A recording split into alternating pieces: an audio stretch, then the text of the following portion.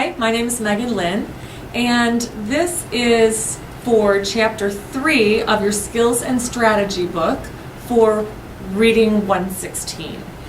Your Chapter 3 is all about figurative language, and so this PowerPoint doesn't follow exactly the pages in your book, but it is a pretty complete PowerPoint as far as figurative language and imagery goes. So, let's get started.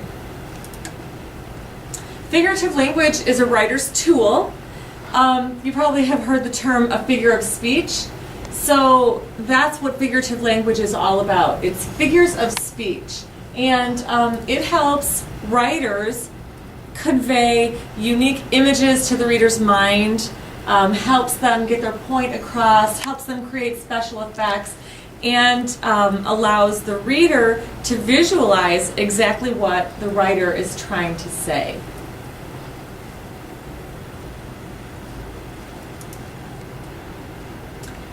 Okay, so to begin with, imagery.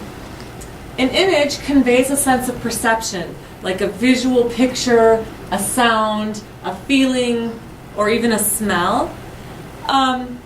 Imagery is a noun referring to a string of words that creates a picture in your mind.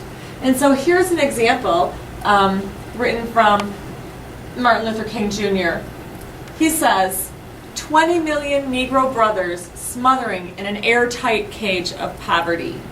And so obviously we can get this picture of all of these people, and they're not really smothering, but they're definitely suffering from the airtight cage of poverty. So that's one example of imagery.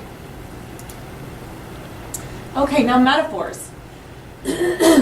Basically all figures of speech which compare things are metaphors. In a metaphor, an author writes that X is Y. And I'm going to give you some examples rather than read all of this to you. Here are some examples. John's mind is a computer. My mom is a workhorse. Moving down, the catch was golden. We are angels. Razorback Stadium was a slaughterhouse. Those are all examples of metaphors. We are going to skip the implied metaphor. We don't need it for this course. Okay, similes. A simile is a type of metaphor, but similes use the word like or as. Examples. The team center looked like a skyscraper. That's a simile. An example of a simile is, the team center looked like a skyscraper. If it was a metaphor, it would say, the team center is a skyscraper, or the team center was a skyscraper. But in similes, they use the word like or as. So another example is, my love is like a red, red rose. If it was a metaphor, it would say, my love is a red, red rose, or my love was a red, red rose. The last example is, we were as quiet as frightened mice. It's a simile because it uses the word as. If it were a metaphor, it would say, we were frightened mice, or we are frightened mice.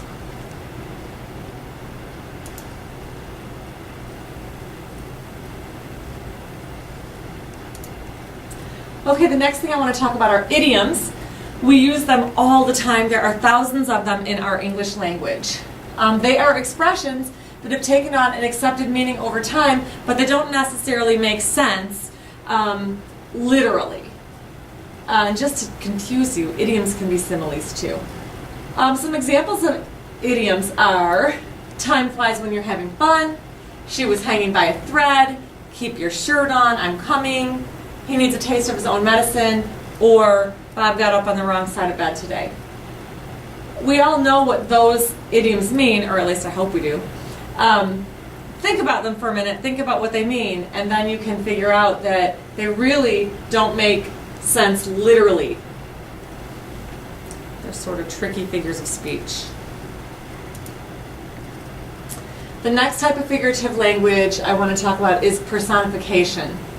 It's a comparison where animals, elements of nature or abstract ideas are given human qualities.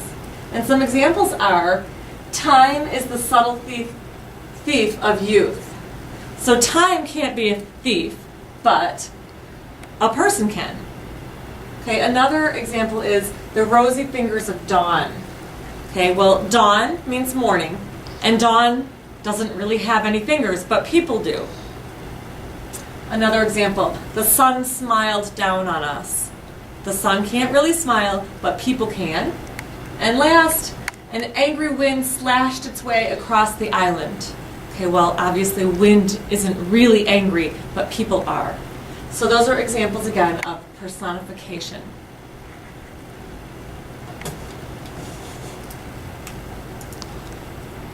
Next is hyperbole. Hyperboles are intentional exaggerations, and we use them all the time too. My favorite one, I have told you 1,000,000 times to pick up your dirty clothes. Up here, I'm so sad that I feel a flood of tears coming on. Or in the song by Vanessa Carlton, I would walk 1,000 miles if I could just see you tonight. So they're exaggerations.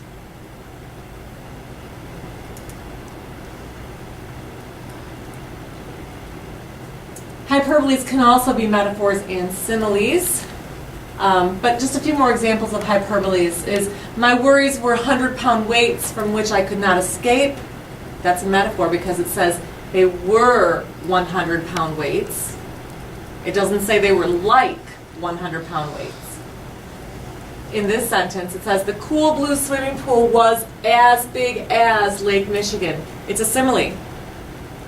It's a simile because it uses the word as big as Lake Michigan.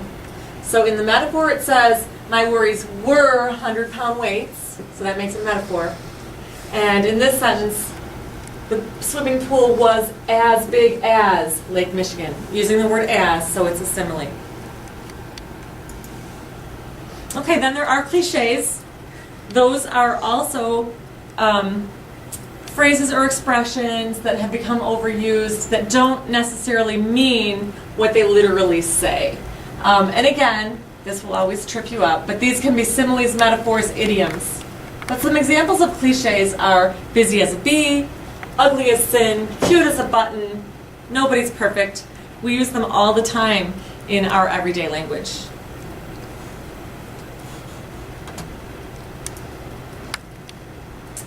Okay, irony we're not going to spend so much time on, but just so you understand, it's the use, verbal irony is the use of words to express a meaning that is the opposite of what is said literally. Situational irony, which is more of what we will work with in this class, are events that occur that are contrary to what was expected, like a twist of fate. Okay, so for example, Juliet awakens to find that Romeo killed himself because he thought she was dead. She really wasn't dead. So that's irony. It's not very funny either, but sometimes people call this a twist of fate.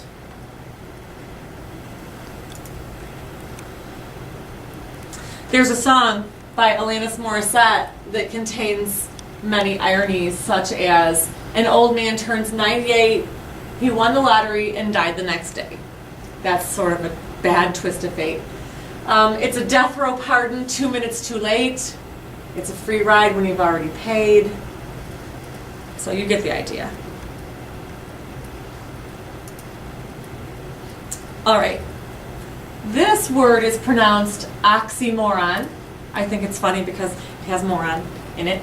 Anyway, oxymorons are combinations of contradictory words. Examples, jumbo shrimp, jumbo meaning big, shrimp meaning small, painfully good, deafening silence, an anxious patient, adult children.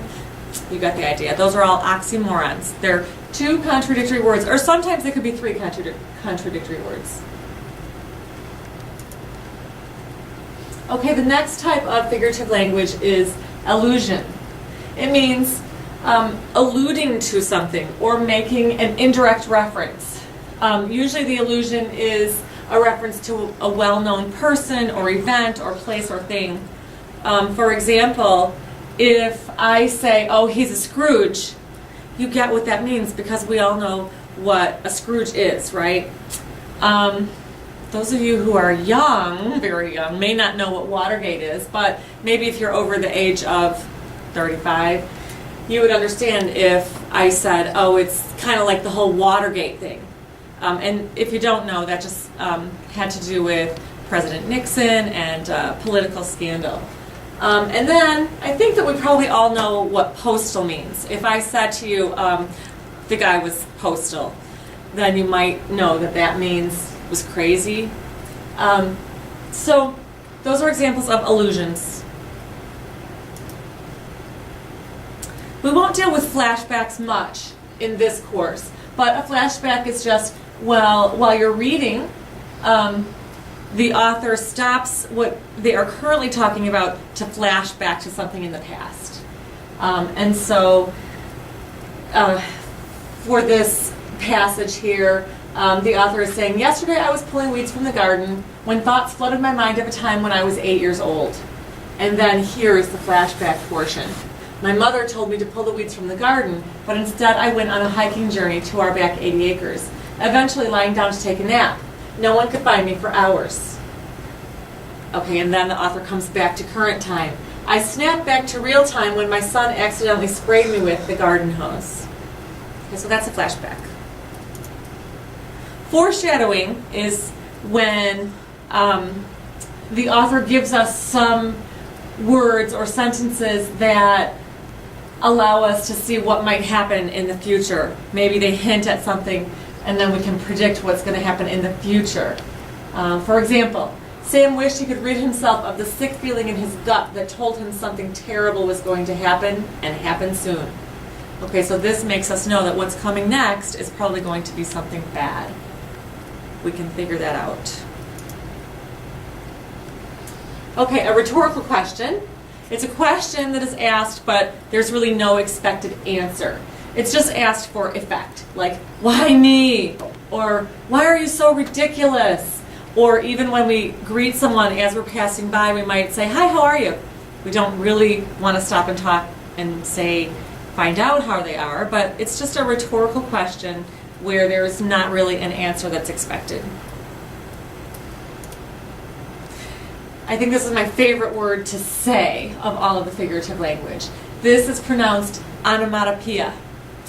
Onomatopoeias are words or phrases that sound like what they are describing. For example, shh, or ugh, or cuckoo, those kind of words, or meow, hiss, bang. Those are all onomatopoeias. I love that word. All right, acronyms are when you take the first letters from a phrase and make a new word from it. For example, FEMA is Federal Emergency Management Agency. SEAL, as in Navy SEAL, is taken from Sea Air Land. Blog, if you didn't know, is taken from Weblog. And then there's MAD, which is made from Mothers Against Drunk Driving. Those are acronyms. Okay, and then I would like you to just look at these examples for a little bit of review. And let's guess what they are. The leaves danced in the wind. Okay, let me ask you this. First of all, do leaves really dance? No, but people can. So that's personification. Okay, second, the lake was glass. It doesn't say it was like glass. It says the lake was glass. It's a metaphor. Third one, the lake was as smooth as glass. Yes, that's a simile because it uses the words as smooth as glass. She was sitting on the fence. If someone's sitting on the fence, it means usually they're undecided. And so that's an idiom because it doesn't really literally mean someone is sitting on a fence. So that's an idiom. The shooting stars were fireworks in the sky. The shooting stars were fireworks. That is a metaphor. The ceremony ran as smoothly as a well-tuned engine. Okay, it uses the word as And so that makes it a simile. All right, MADD stands for Mothers Against Drunk Driving. It's an acronym. He was as busy as a bee. That could be either two things. It's a cliche because it's definitely an overused phrase, and it's also an idiom. The smell was sickeningly sweet. What do you call it when two opposite words are together? Oxymoron. Okay, those give us the answers, but I already told you the answers. Here are a few more. Her heart was sour, prickly, and cold. Her heart was sour. That's a metaphor. Jimmy was a couch potato. All right, it's a metaphor because it says he was, and it's also an idiom because what is couch potato? There's no literal meaning. So it's a metaphor and it's also an idiom. The hands of time are standing still. Does time really have hands that could stand still? No, but a person does. And so that one is personification. You're as cold as ice. It uses the word as, so it's a simile. Your hands are ice. That's a metaphor. You can see these two sentences are very similar, but because this one uses as, it's a simile, and this one just directly states your hands are ice, so that's a metaphor. I've sat through 1,000,000 hours of classes in the last few years. It's an exaggeration, which is called a hyperbole. And last, Sam is a Scrooge. That's an illusion. We know that Scrooge probably means grumpy, crabby, miserable. It alludes to what Scrooge is all about. So that's an illusion. There we have the answers. And that is the end of this PowerPoint. I would like you to complete all of Chapter 3 in your Skills and Strategy book on your own and bring it to class with you the next time we meet, and I will see you then.